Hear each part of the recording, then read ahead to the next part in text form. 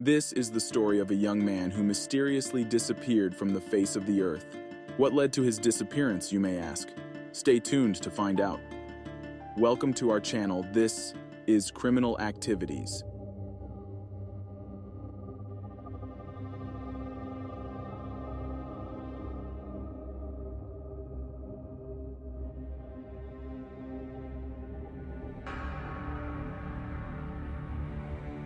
Brandon Swanson, born January 30th, 1989, was 19 years old and lived in Marshall, Minnesota with his parents, Brian and Annette Swanson, and he also had a sister named Jasmine.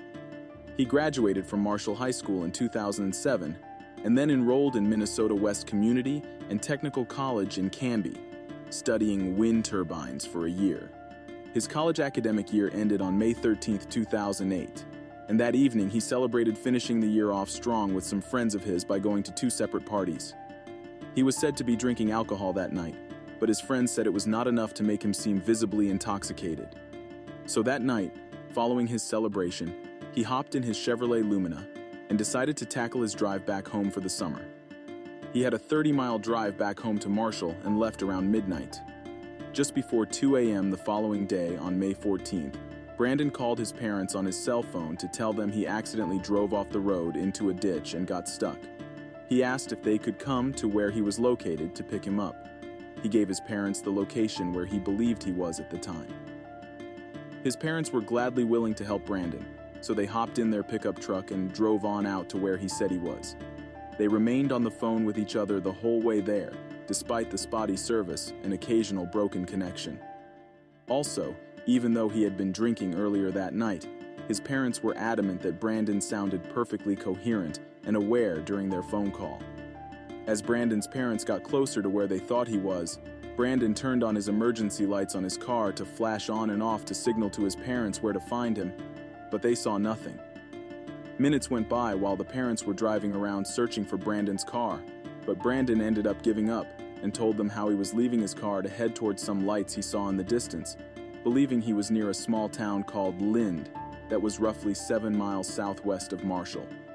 Still on the phone, Brandon told his father to head to the parking lot of a local bar so they could wait for him there. His dad then started heading that way, still on the phone with his son. Shortly after 2:30 a.m., 47 minutes into their phone call, Brandon suddenly interrupted himself on the phone and said, "Oh sh*." The call resulted in silence for the remainder of the call, until the parents hung up and attempted to call him back numerous times. Some hours went by, and at 6:30 a.m. that morning, Brandon's parents called the Lynn police to report their son missing.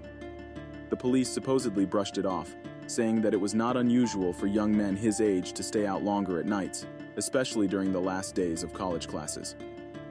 This nonchalant attitude they received from law enforcement was something they'd never forget. His mother allegedly recalled one of the officers saying that it was Brandon's right to be missing. Annette later stated, "I'm his mother, and I knew something was horribly wrong." Later that same morning, the police did start a search, but found no trace of Brandon within the perimeter of Lind. The sheriff's office was able to obtain Brandon's cell phone records to better assess the case. It was revealed that Brandon had given his parents the wrong directions. He believed he was close to Lind, when he was actually in the vicinity of Taunton, along State Highway 68, 25 miles from Lind.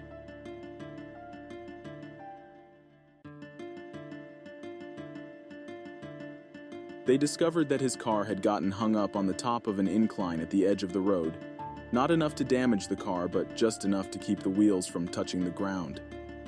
Around the area, there was nothing else found besides his vehicle. Due to the grass and gravel surrounding the area, no foot tracks were able to be seen to find out what direction Brandon had been walking.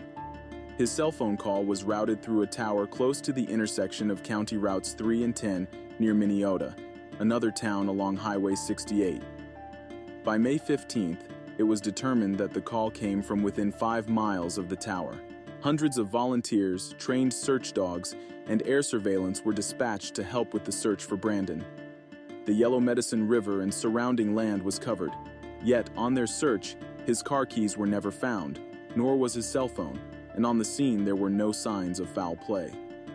Search dogs picked up his scent on a trail near the river, They followed the water and picked up again on the other side of the river, indicating that he may have been in the water.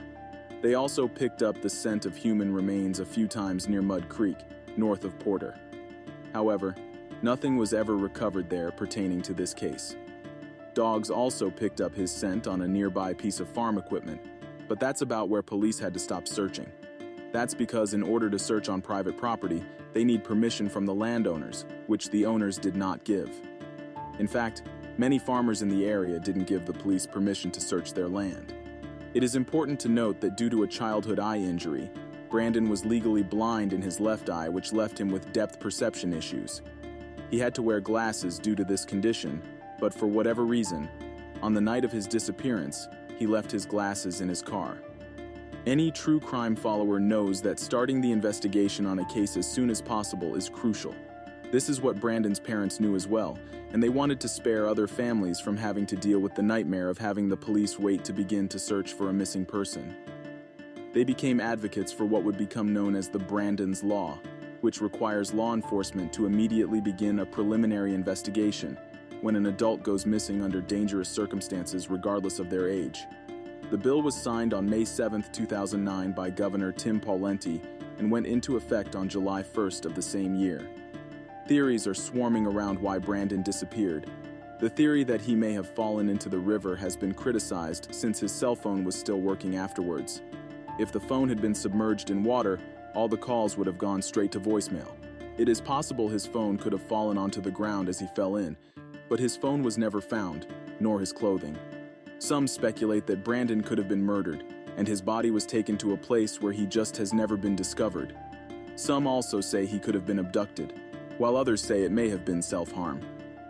Others say he simply could have gotten lost and died from exposure to the river, or he could have fallen into an unmarked cistern within the area.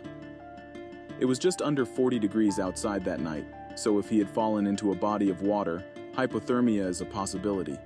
Some theorize that maybe Brandon is not dead. Maybe he staged the whole thing and started a whole new identity. If Brandon is still alive, he will be 35 years old today. National Center for Missing and Exploited Children pushed out an age-progressed photo of what he would look like in this day and age. He was last seen wearing blue jeans and a t-shirt. He has blue eyes and brown hair. Last weight was 120 pounds, and he was 5 feet 6 inches tall. He also has piercings on his left and right ears. If you have any information concerning Brandon, you can contact your local FBI office or the nearest American embassy or consulate. Links will be posted down in the description box. But I want to know your opinion on this story. What do you think happened to Brandon Swanson? Are you leaning towards one of the theories mentioned as to what you think may have happened, or do you have your own theory? I'd love to hear from you in the comments section. This is Criminal Activities signing off. Stay safe out there.